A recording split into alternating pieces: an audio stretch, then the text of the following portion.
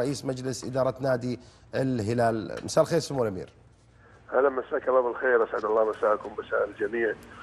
والحقيقه اهنئ الجميع باليوم الوطني، الله يديم علينا الامن والامان ان شاء الله في ظل قيادتنا الرشيده وينصر جنودنا ان شاء الله ويقويهم ويساعدهم، واهنئ الجميع بهذا اليوم المبارك. الله يبارك. سمو الأمير، اليوم الآن قبل قليل أصدرنا مجلس إدارة نادي الهلال برئاستكم بيان بإقالة المدير الفني للفريق الأول لكرة القدم وتكليف مدرب الأولمبي.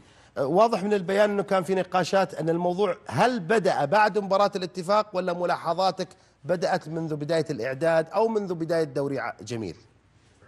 لا، خلينا نقسمها على فترتين الحقيقه. اول شيء خلينا نبدا اذا الوقت تفضل. الحقيقه لازم يكون فيه تفصيل واضح للجمهور الهلالي.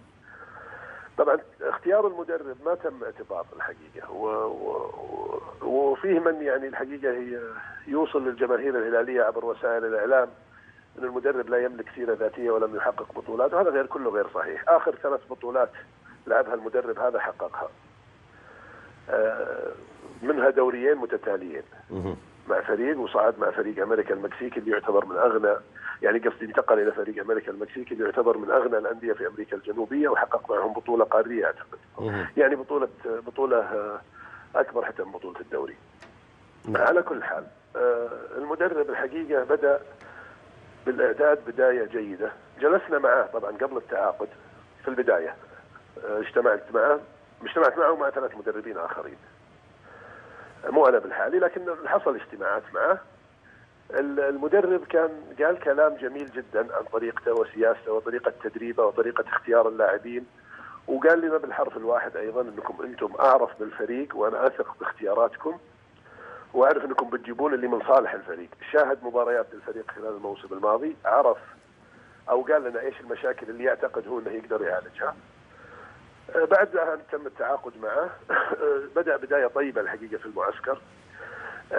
الحقيقة أبو بدر في شركات في أوروبا نستطيع نحن نتعامل معها، هي مش شركات وساطة، يعني ما هي شركات تجيب مدربين أو وكلاء، لا، هذه شركات تقيم أداء لاعب أو أداء مدرب أو أداء فريق. نعم. فتعاقدت معهم بدون علم الحقيقة المدرب، لأنه لا يمكن أن يعلم أنه في ناس بيجون يراقبون عمله. صحيح. وبدون علم الإدارة حتى إدارة الفريق. تعاقدت معهم وتم ذهابهم إلى المعسكر وشاهدوا التمارين لما تكون التمارين مفتوحة، وشاهدوا المباريات الودية، ورفعوا لي تقرير فيه الإيجابيات والسلبيات. كانت الإيجابيات أكثر من السلبيات، ما في داعي لتفصيلها الآن يعني. لكن كانت الإيجابيات موجودة، وكان الحكم عليها الحقيقة كبداية عمل جيدة. الدليل على هذا أنه مباراة السوبر رغم خسارتنا للمباراة إلا أن الجميع استبشر بموسم جيد للهلال مع المدرب. كان الفريق مؤدي مباراة جيدة جدا، المحايدين تقريبا كانوا يرون أن الهلال كان أحق بالفوز، ما كان في أحد غاضب، بالعكس كنا سعيدين بالمستوى للفريق الهلالي. المرحلة اللي بعدها الدوري، طبعا أول مباراة كانت يعني الواحد يلتمس العذر أنه بعد معسكر خارج المملكة وفي جو مختلف وجو اللاعبين، بعض اللاعبين ما كانوا جاهزين 100%. حصلنا على النقاط ال3. أيضا مباراة التعاون أيضا المستوى لم يكن بالشكل المطلوب وحصلنا على ال3 نقاط. لما جت مباراة الاتفاق الحقيقة كان في ملاحظات كثيرة تم المناقشة معه عليها. كل واحد شوف كل شيء العمل تقدر تشوفه بعينك. العمل حتى في الرياض ترى فيه من يقيم العمل غير خارج نطاق الإدارة. في من يأتي للتمارين ويقيم العمل. اختلف حتى نوعية التمارين في الرياض. الرجل أصبح شوف أبو بدر قبل هذا كله، أنت لو تلاحظ المدربين أو معظم مدربين الهلال أو لاعبينهم الأجانب يروحون بكل تقدير وعلاقتنا فيهم جيدة، وترى منهم يزورنا حتى الآن سواء لاعبين أجانب أو مدربين. نعم. فيعني يكون المسألة عدم الوصول إلى قناعات معينة، لكن يكونون ذاهبين لكن أنا مضطر إني أوضح هذا الشيء. حضر للرياض، قلنا زي ما قلنا المباراتين الأولى، مباراة الاتفاق ابتدأ فيها الأشياء الغريبة تحصل. تناقشنا معه. الرجل يعني هنا المشكلة، يقول رأيكم صحيح وينفذ العكس. آخرتها البارح كان في التمرين وضع لاعبين في غير مراكزهم، فتم مناقشته. حتى أنا قلت له بالحرف الواحد، قلت ابدأ بالطبيعي، ليش تبدأ بالغير طبيعي؟ ابدا بالطبيعي، ما حد يلومك، لا اداره تلومك، لا جمهور يلومك، حتى اللاعبين نفسهم ما ايش رد؟ يعني قال هذا صحيح، فكر بالكلام شوي وقال هذا صحيح. فوجئنا اليوم بالاجتماع الحقيقه عشان ما اخفيكم، القرار تم اتخاذه الظهر بس هو ما عرف عنه ابدا، لكن كان في صعوبه انه واحد يمسك المباراه غيره.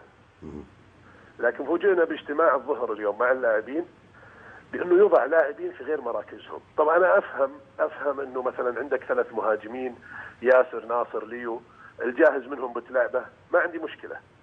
واحد تستبعده خارج ال 18 مثل ما حصل مع ياسر ايضا ما في مشكله اذا هو مو جاهز او ما تمرن كويس.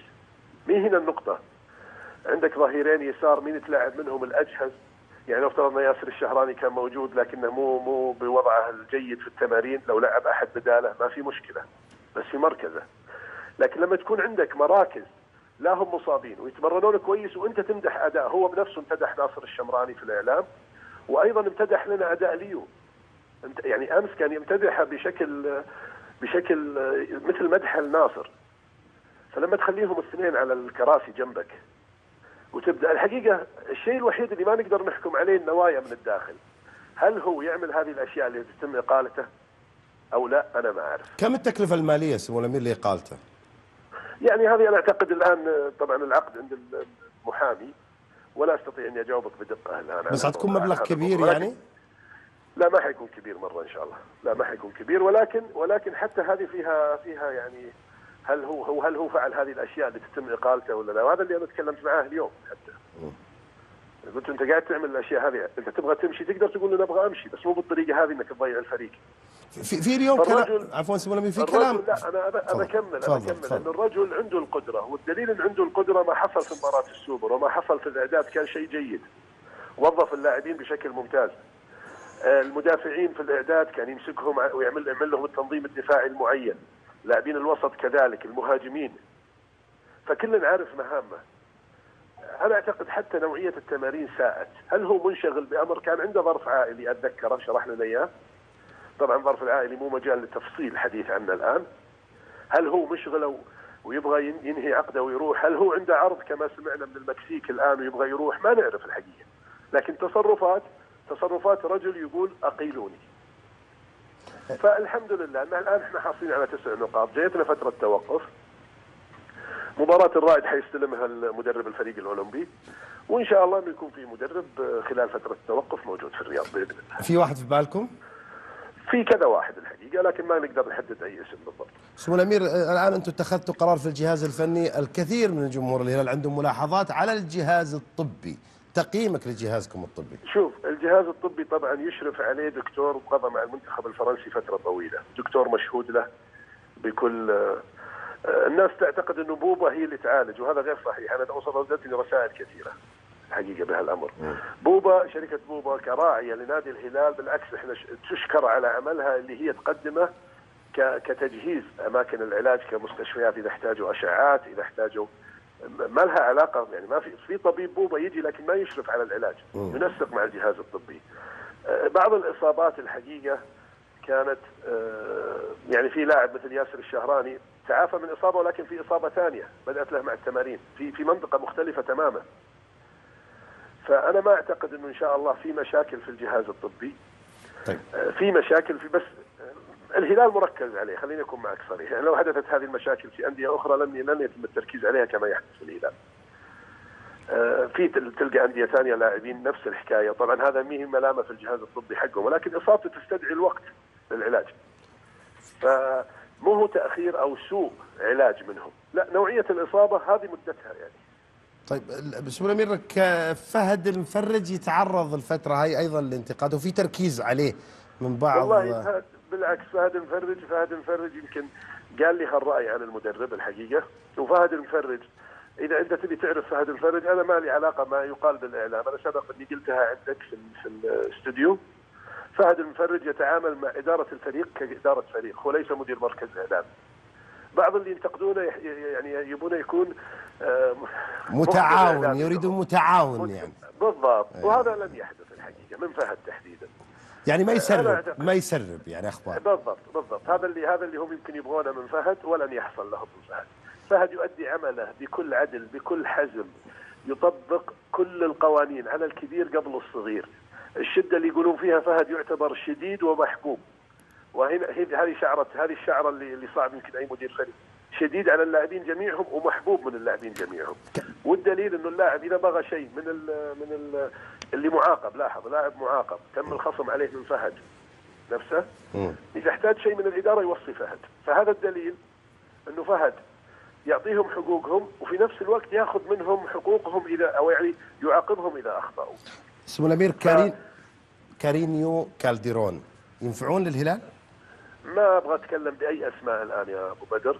وعلى فكره بعد انا ابغى اوضح شيء للجمهور الهلالي حتى لا يهاجمون اشخاص لا ما لهم علاقه. تعرف كل فتره واخرى يطلع في لجنه استشاريه فيها عضو الشرف الفلاني، فيها اللاعب السابق الفلاني، هم من جابوا المدرب، هم من اقترحوا اللاعب، هذا غير صحيح. يعني هم يقولون فهد بن محمد ونواف تمياط. بالضبط، غير صحيح الكلام هذا، عشان ما يتحملون مسؤوليه الحقيقه ويظلمون من غير القرار. بالنهايه اي قرار يتحمله مجلس الاداره.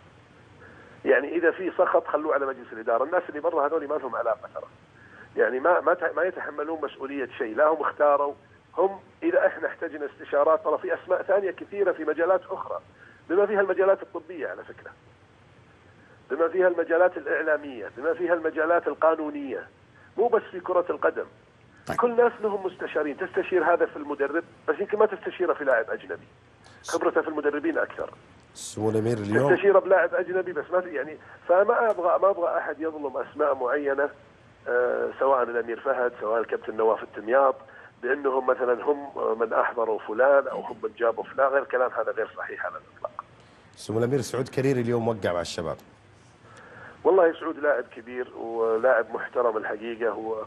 وانا الحقيقه كنت يعني من الناس اللي اعتمد على سعود كثير، مو كلاعب فقط، كلاعب وكواحد الحقيقه له ثقله ووزنه بين اللاعبين ويقدم نصائح للاعبين. عموما الله يوفق سعود في اي مكان يختاره. يعطيك الف عافيه سمو الامير نواف بن سعد رئيس مجلس اداره نادي الهلال.